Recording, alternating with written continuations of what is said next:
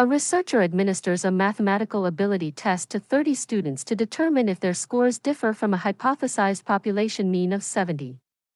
In this video, we will first construct a 95% confidence interval for the population mean and then use it to determine whether the difference between the sample mean and the hypothesized mean is statistically significant.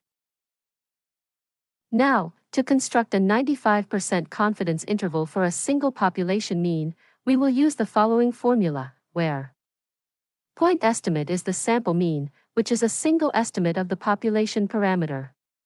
The margin of error is the range that account for the sampling variability, which is calculated as the product of the t-critical value and the standard error. In our case, we have a sample mean of 74.40, a sample standard deviation of 13, and a sample size of 30, which results in a standard error of approximately 2.373.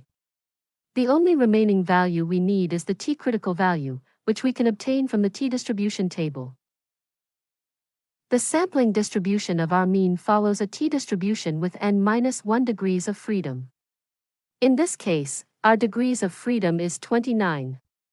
Now, to find the critical t-value, locate the row for 29 degrees of freedom in the t-distribution table and find the column for a two-tailed significance level of 0.05. The intersection of this row and column provides the t-critical value, which for a 95% confidence interval, is 2.0452. Multiplying the critical value by the standard error gives us a margin of error of approximately 4.854. Now, we insert these values into our confidence interval formula. By subtracting the margin of error from our sample mean, we find a lower limit of 69.546, and by adding it, we get an upper limit of 79.254. This means we are 95% confident that the true population mean score for students on this mathematical ability test lies between 69.546 and 79.254.